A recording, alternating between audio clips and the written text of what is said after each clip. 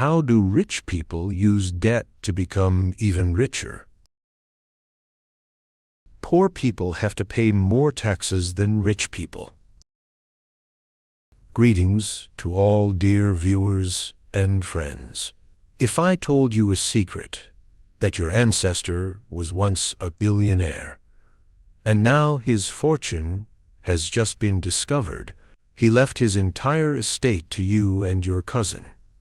You have two choices. First, take $100 million in cash right away. Second, take all of his real estate and publicly listed company shares, also valued at $100 million, as the eldest. You get to choose first. What would you pick? Leave a comment below to let me know. This question is extremely serious because it determines whether your future generations will be rich or poor. I've asked some very smart people, and they all confidently chose cash. The reason is simple. The value of real estate and stocks can fluctuate. If the market crashes, they could lose everything, right? This seems logical because cash is more liquid. So, let's see if you'd make the same choice. If you do, that's great. Congratulations, you're truly smart. But at the same time, you're also poor. If you've ever read Rich Dad Poor Dad, or like me, reread it every year, you'd realize that the rich always aim for cash flow, while the poor only care about cash. Honestly, cash is terrible for us. It's like a hot potato in your hand. The longer you hold it, the harder it is to achieve financial freedom. Think about it. How much will $100 million today be worth in 50 or 100 years? When I was a kid, I thought millionaires were some distant fantasy you only saw on TV. But now, step outside, and you'll run into plenty of them. Every year, central banks announce interest rate hikes to curb inflation, right? But have you ever seen inflation truly controlled? They say they're curbing it, but in reality, it keeps going, just at a slightly slower pace. And now they're announcing rate cuts.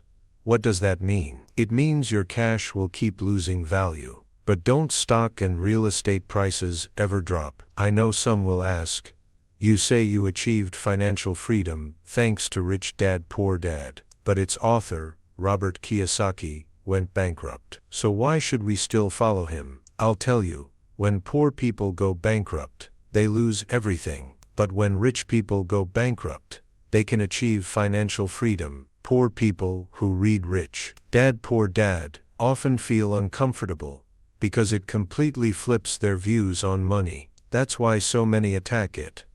No surprise there.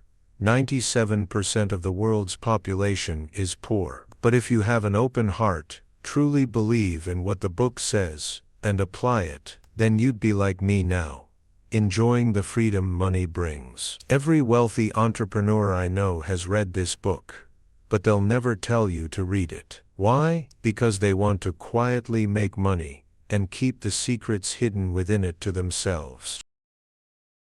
But I don't think that way. I can't stand seeing people online attack my mentor just to boost engagement. I want to vindicate him. So, I've decided to publicly share the secrets from this book, the ones that have made me richer every day. If you're not an entrepreneur or investor, if you've never put it into practice yourself, you won't grasp the true principles hidden in this book. But this video might catch the attention of the powers at the top of the pyramid, maybe even get suppressed. So, I hope you'll support me by liking this video to keep it from being taken down. By the way, this channel specializes in sharing wealth-building mindsets for those who want to become entrepreneurs, investors, and rich individuals. If you'd like to connect with us, besides subscribing to the channel for free, you can also turn on notifications to stay updated with the latest content. First, if you want to open the door to becoming rich, you absolutely must start a limited liability company LLC. Why? Robert Kiyosaki's bankruptcy taught us one thing: a company is the best legal tool to protect our assets, You might not understand, because typically, bankruptcy means you're out of money, right? That's true for poor people. But after Robert went bankrupt, guess what? In 2020 his personal wealth was still $80 million. His assets weren't just preserved, they were protected through the bankruptcy process.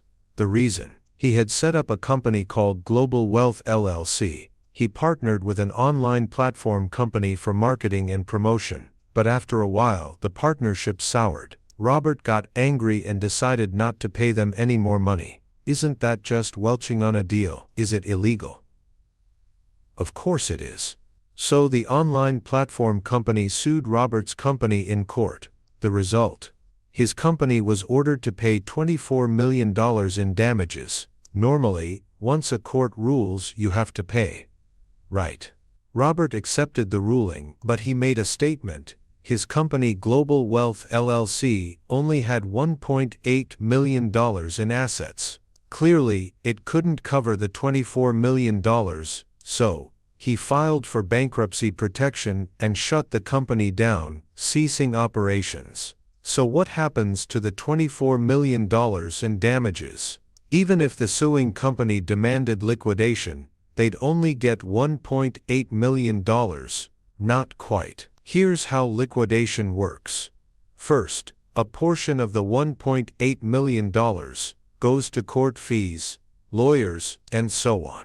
Then, the remaining amount prioritizes employee salaries, rent, and other operational costs. Next, if the company owes other business partners, they get paid first too. Finally, if anything's left, the suing company might get a piece of it. In the end, they might not get much at all. As for Robert, this didn't affect him personally, because an LLC is a separate legal entity. If the company goes bankrupt, creditors can only go after the company's assets, not Robert's personal wealth. Simply put, his company owed $24 million.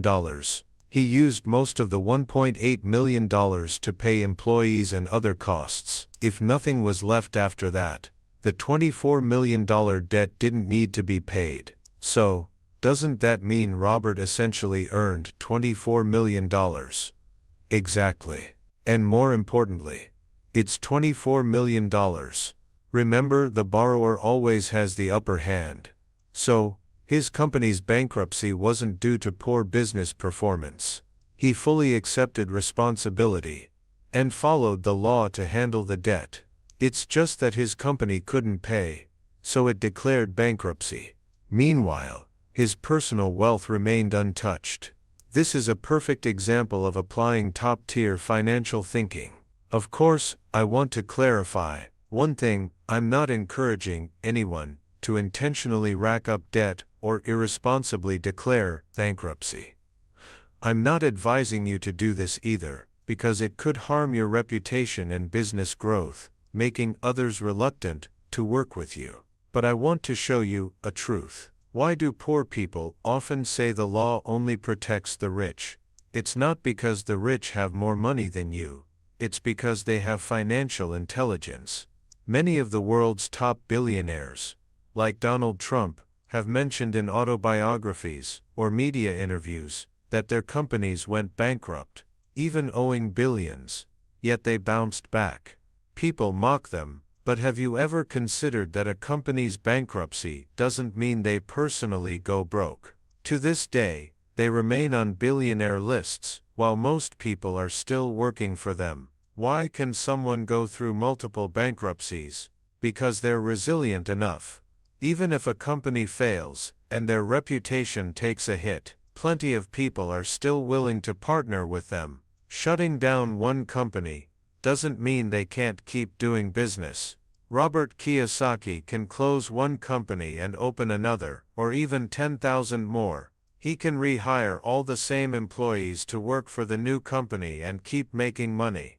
Get it? It's just a new shell with a different name. The inner workings barely change. See, Rich Dad Poor Dad is still selling like hotcakes, one of the best-selling books in the world. You might think starting an LLC costs a fortune, but in reality, registering a business only takes a few $100s. That's why If you want financial freedom, the first thing you need to do is start an LLC. At the very least, having a company lets you introduce yourself as a business owner when you network. That opens doors to connect with wealthy entrepreneurs and join elite circles. Only by entering the world of the rich can you make money from them. Relationships are money. Partner with a billionaire, and you'll at least make millions. But if you only work with friends and coworkers around you, how much can you earn? The second thing you need to do is take your business online. If I told you today to do business with 1 billion people, you'd think I'm crazy. How could you know that many people? But I'll tell you, I've already reached billions online, because YouTube has 2.5 billion users. If each of them paid us just $1 for a product, we'd have $2.5 billion. And the whole process is automated. That means even while we're traveling the world, driving supercars, buying houses, or sleeping, money keeps flowing into our pockets. So don't tell me all roads lead to Rome. That's just empty talk. You choose to walk to Rome while we fly there.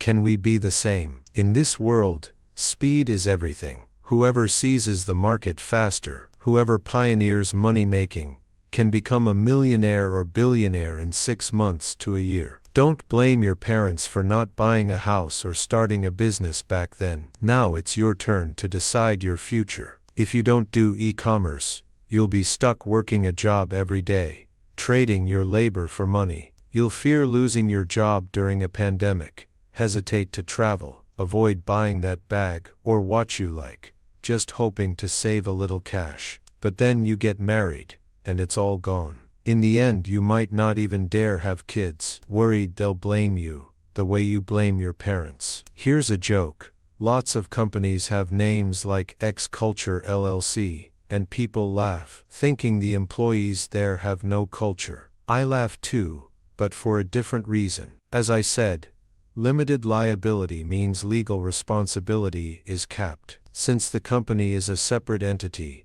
if you personally owe money, that's your problem. If the company owes money, that's the company's problem. If you grasp this, you'll see it ties into a bigger issue.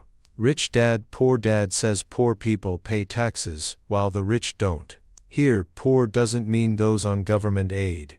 It's the middle class, people with skills and stable jobs, who still slog away paying taxes. When I was a kid playing basketball, I met a friend 10 years older than me. He owned a small business. When I was in college, he got married and asked me to be his best man. His wedding was lavish. His dad stood up to toast and said, "This year, our company paid hundreds of thousands in taxes." I was blown away. I'd never done business, and thought that was unreal. How much do you have to earn to pay that much tax? But after reading Rich Dad Poor Dad, I stopped admiring him. I even thought he was foolish, and proud of his foolishness. According to Forbes, the 25 richest people in the world added $411 billion to their wealth over the past 5 years. In that time they paid just $136 billion in taxes. Sounds big, right? But their effective tax rate is only 3.4%. Meanwhile, the average U.S. household earns about $70,000 a year and pays 14% in federal taxes. And the middle class, who think they're rich, if they earn over $630,000 annually, they pay 37%. Ironic, isn't it? Even more telling, Warren Buffett, the stock market guru, publicly calls for the rich to pay more taxes. But did you know, in private, he's bragged that he pays less tax than his secretary.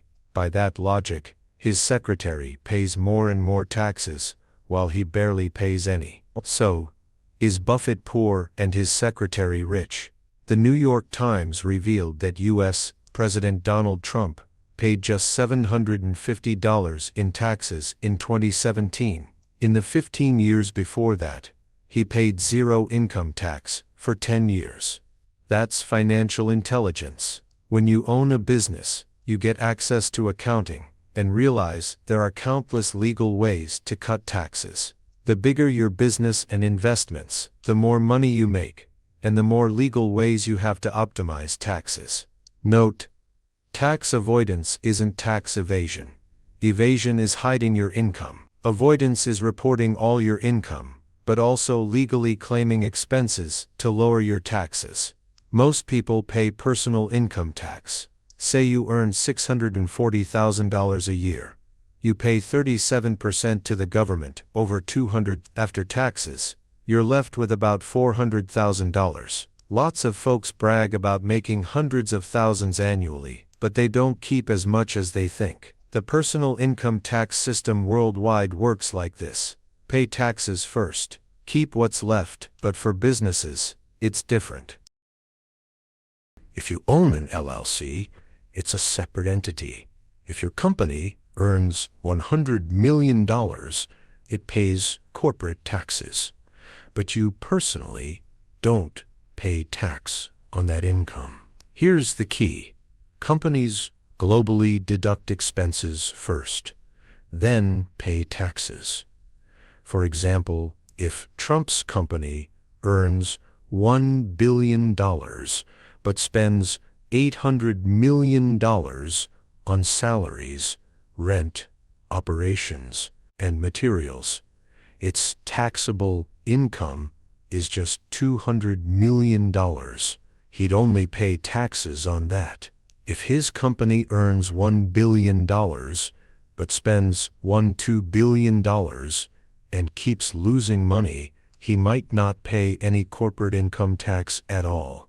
This can totally shift how you view finance. You might wonder how someone spends $2 billion.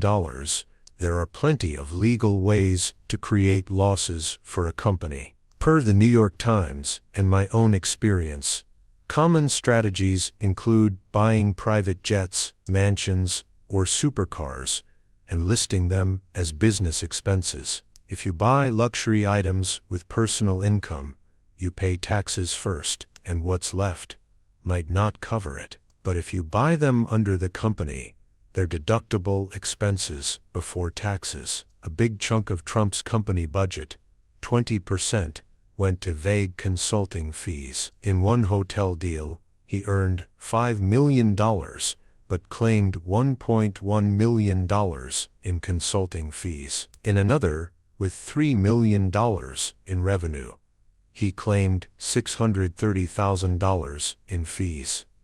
Most crucially, Trump owns tons of companies that don't profit or report losses, letting him legally avoid huge tax bills. He bought a golf course under a company name and reported over $300 million in losses. His hotels, resorts, and estates also consistently lose money. These companies save him a fortune in taxes. You might think legal tax avoidance is just for the rich, but it's not. If you have financial intelligence, you'll see why entrepreneurs always ask for receipts when dining out, entertaining clients, buying cars, or paying for parking. Those expenses can be written off under the company, perfectly legal. In business, meeting clients, hosting events, and treating partners is unavoidable. Since these costs aim to boost profits, they're valid business expenses. Does the government know about these tax avoidance tricks? Of course. If a president like Trump gets it, there's no way the government doesn't. First, expenses like client dinners, cars, or work-related purchases can reasonably be tied to business. Second, if you spend, you legally lower your taxes. If you don't, you pay more. This aligns with economic laws. Governments encourage spending to boost the economy. Taxes are a wealth redistribution tool. If the rich just hoard money without spending, the wealth gap widens. Governments tax to redistribute to lower income groups. But if the rich spend, it creates jobs, cuts unemployment, and governments can tolerate legal tax avoidance. People without financial intelligence pay personal income tax directly. Meanwhile, business owners use company income for deductible expenses, cars, luxury goods. Outsiders see them splurging and want to copy them, but they don't get it. Entrepreneurs buy luxury not to show off, but to legally cut taxes. Plus, after using these items, they can resell them. Art, collectibles, etc. That's why the rich get richer buying luxury, while the poor get poorer doing the same. It's not just about earning more, it's financial knowledge. This is also why most business owners don't pay themselves salaries. They avoid personal income tax. I'm different though. I invest in real estate, so I need bank loans. To prove repayment ability, I pay myself a high salary. So, I still pay taxes. What's the top goal of starting a company? Legally creating money. Did you know 95% of stock market players are poor because stocks are our currency and businesses are our money printers? People can't print money themselves. That's illegal. As kids, Robert and his friend Mike were looked down on for being poor. They weren't invited to rich kids' birthday parties, so they tried making their own money. But they soon realized it was illegal and freaked out. As an adult, Robert understood that counterfeiting is wrong, but that doesn't mean we can't legally create our own money. Many don't know this. The rich get richer because they know how to make money legally. Take Bill Gates. His currency is Microsoft stock. The biggest difference between rich and poor. Poor people want to buy valuable stocks. Rich people sell them those stocks. In a way, the rich take their money and sell it back to the poor. So, when Robert entered the business world, he decided he'd be the one selling stocks. Later, he owned multiple listed companies and sold their shares. Meanwhile, market players focus on investing, buying, and trading stocks. Robert's lesson: you must distinguish between buying and selling. To get rich, you need to create your own currency and sell it to the market. Notice this. Warren Buffett teaches everyone to invest in stocks, pushing his value investing method and building his legend status. But do you know his most effective money-making method? Starting companies and selling stocks. Berkshire Hathaway and his investment funds are his real income drivers. Get it? Whether it's Buffett, Elon Musk, Jeff Bezos, or Bill Gates, their biggest assets aren't cash. They're the stocks they hold in their companies. So why do so many individual investors pour money into buying a company's stock? Because the real value isn't just the company's profits. It's the founder's brand and reputation. Trump's biggest asset isn't real estate. It's his name. His personal fame has earned him over $400 million without investing in tangible products. Stocks are just a form of currency. Look at Elon Musk. He doesn't spend much on ads to sell Tesla cars. Other corporations spend billions yearly on promotion. But Musk doesn't need to. He's the best brand ambassador. One small move on social media, and he earns millions. That's influence. Why can nobodies from the past now make millions selling NFTs? Why can artists who've been in entertainment for years suddenly earn hundreds of times more online? Why can kids filming gaming or unboxing toys rake in tens of millions yearly? Meanwhile, most adults work hard daily, but can't even afford a Porsche. Don't say they're just lucky. Ask why you're not lucky. Like them. They've seized personal media trends while you're stuck in place. It's not that you don't believe it can make money. Tons of people have proven it. The real issue: you don't believe you can do it. You think you don't get startups, marketing, or how to gain followers. You have no fans, no special skills or hobbies. You're not handsome, not pretty, have no money, and no ideas. So, you shut yourself down. But I'll tell you, it's all about strangers versus connections. You fear failing at personal media. Do you think traditional business guarantees success? Personal media doesn't need money, connections, employees, or a storefront.